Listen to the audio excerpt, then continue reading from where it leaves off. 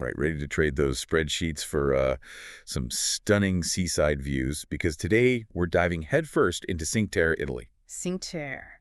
You know, it's incredible to think that these 5 villages, clinging to the cliffs of the Italian Riviera, were practically isolated for centuries. Yeah, really adds to the allure, doesn't it? It does. I mean, picture this. Colorful houses stacked like an artist's palette, dramatic coastal paths, and not a car in sight. Like stepping into a postcard. And it's a UNESCO World Heritage Site for a reason, you know? Absolutely. And that's exactly what we're here for today. Think of us as your personal guides, ready to spill all the secrets and must-sees for each village. So by the end of this deep dive, you'll be planning your Cinque Terre trip like a pro. So let's start with Monterosso al Mare. Okay. It's the largest of the 5 and the easiest to get to, Yeah. which is perfect for first-time visitors. Mm-hmm.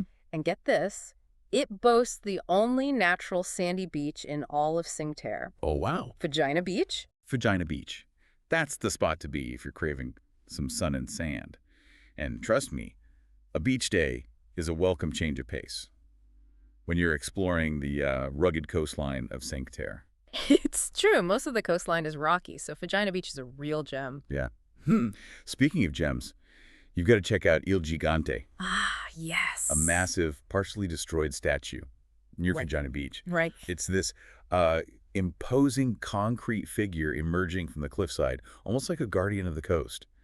And it's been battered by the elements for decades, giving it this unique, almost haunting beauty. It's a powerful reminder of the forces of nature and the passage of time. You know, you can almost feel the history etched into those cracks and crevices. You really can.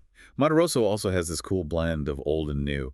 The old town with its charming narrow streets is separated from Fegina Beach by a railway tunnel. It's like stepping through a portal to a different era. And tucked away in those narrow streets, you'll find a bakery near the train station that's been baking up the most incredible focaccia for generations. Wow. Grab a slice, head down to the beach for the perfect seaside picnic. Now that's what I call a perfect afternoon. All right, ready for our next stop? Let's go. Let's hop over to Vernazza, often hailed as the most picturesque of the 5 villages. Vernazza is truly captivating. Imagine wandering through a maze of narrow alleys, popping into tiny shops selling handmade crafts and local delicacies, and then you stumble upon the harbor where colorful boats bob gently in the turquoise water, with cafes spilling out onto the waterfront, offering those panoramic views. If you're looking for that quintessential Cinque Terre photo op, Vernazza is the place to be. But it's more than just a pretty face. It is. Vernazza has this incredibly peaceful, almost romantic atmosphere. Right. It's the perfect spot to savor a glass of Siatra, a sweet local dessert wine, and just soak in the beauty. Siacatra is made from grapes that are grown on the steep terraces overlooking Vernazza. It's a labor of love, you know, and you can taste the dedication in every sip. Wow. Next up, we're heading to Corniglia, the only village that isn't directly on the water. It's perched high on a cliff top, requiring a climb of, get this, 360 steps to reach it from the train station. Now, I know those 360 steps might seem daunting, but trust me, the view from the top is absolutely worth the effort. Oh, I bet.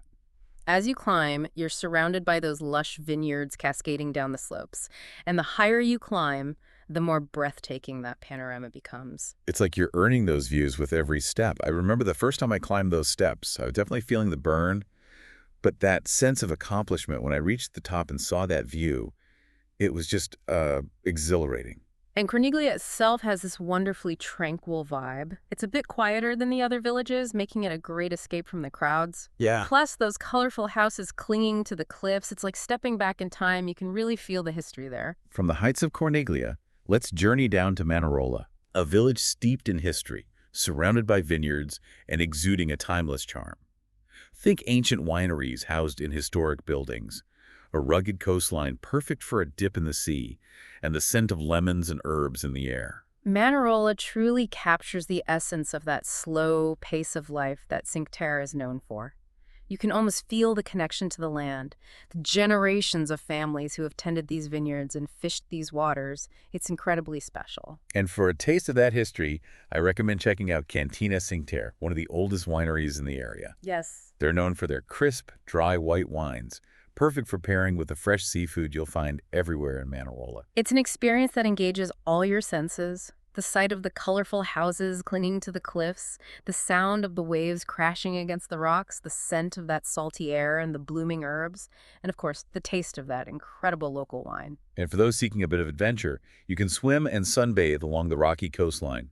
Just remember, there are no lifeguards, so be cautious and respect the power of the sea. Safety first, always.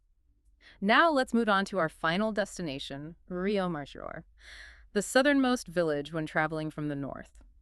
Imagine this. Vividly painted cottages nestled amongst the foothills, creating a visual feast of color. If you're arriving by train from La Spezia, Riomaggiore is your grand entrance to the magic of Cinque Terre, and it does not disappoint. And while Riomaggiore might not have a sandy beach, it does have a charming pebble beach, which is perfect for a leisurely stroll, collecting unique stones, and perhaps even a little dip in the water. Oh, I love that idea, collecting souvenirs straight from nature. It's a reminder that the beauty of Cinque Terre is often found in the simplest details. Exactly. Now, we've explored all 5 villages, each with its own unique character and charm. But remember, this is just a taste of what Cinque Terre has to offer. There's so much more to discover. And that's where we'll pick up in our next segment. Get ready to lace up your hiking boots because we're about to hit the legendary trails that connect these incredible villages. Get ready for breathtaking vistas, challenging paths, and a whole new perspective on this enchanting region. Ready to trade those charming village streets for some rugged coastal paths. Absolutely. To truly experience the soul of Cinque Terre, you have to hit those legendary trails that connect the villages. They're called the Sentiero Azzurro, or Blue Trail. Yeah. And let me tell you, they offer some of the most rewarding views you'll ever encounter. We're not talking about casual strolls here. Right. These trails wind along those dramatic cliffs, offering those breathtaking vistas of the coastline and the sparkling Mediterranean. You'll be surrounded by lush vegetation, fragrant herbs, and the sound of the waves crashing against the rocks below. Now, before you grab your hiking boots, remember those train tickets we mentioned earlier? Yeah. Well, you'll also need a Cinque Terre card to access these trails. Right. It's a worthwhile investment, covering all the trails, bus rides, and even Wi-Fi access. Plus, you'll be contributing to the preservation of this incredible region. Exactly. Which is a win-win. Absolutely. And speaking of trails, they vary in difficulty, so you can choose the ones that best suit your fitness level and sense of adventure.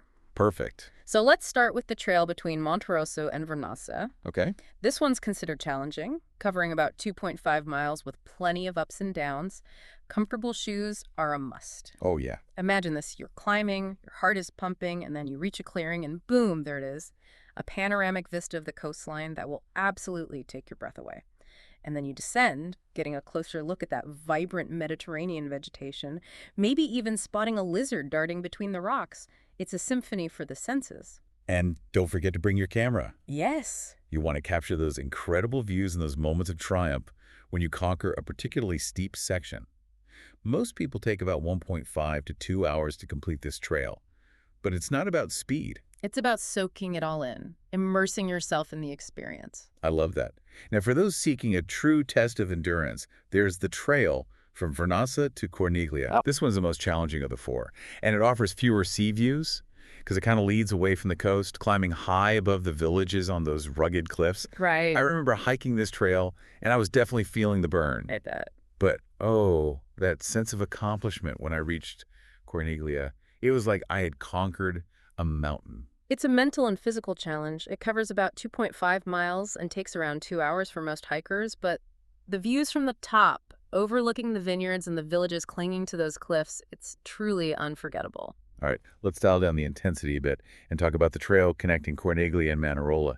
This one's a relatively short and sweet stroll, taking about 45 minutes to cover the 2 miles. And the better part, breathtaking views of the sea almost the entire way.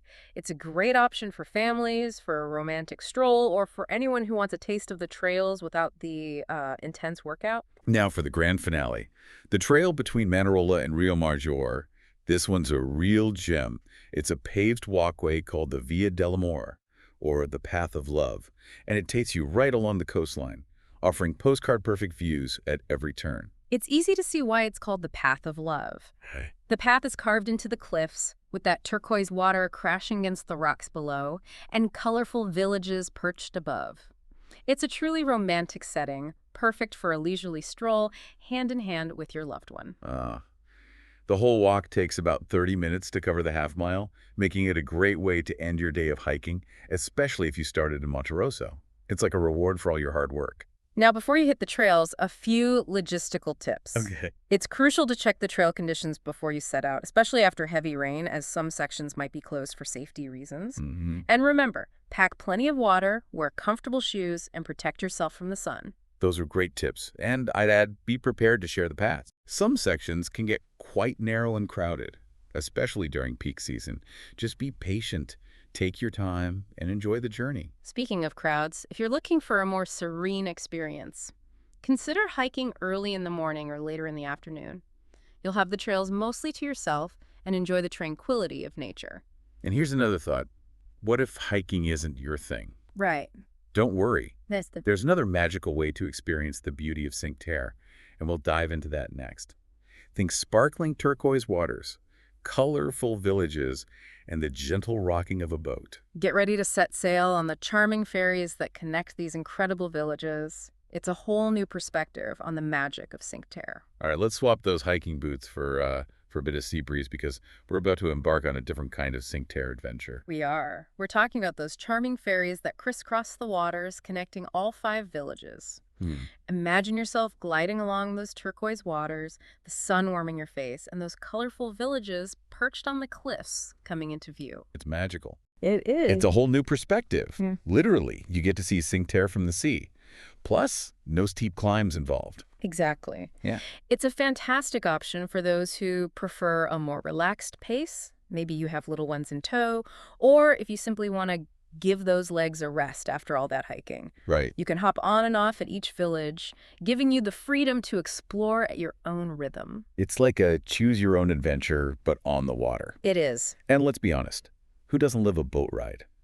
The ferries run regularly throughout the day, but the schedule can change depending on the season and the weather, so it's always best to check the timetable in advance. It's a good idea to plan ahead, especially if you have specific itinerary in mind. Right. And here's a pro tip. For the best views, grab a spot on the deck. Just remember, space can fill up quickly, especially during those peak summer months. Speaking of peak season, Cinque Terre does get quite busy, especially in the summer.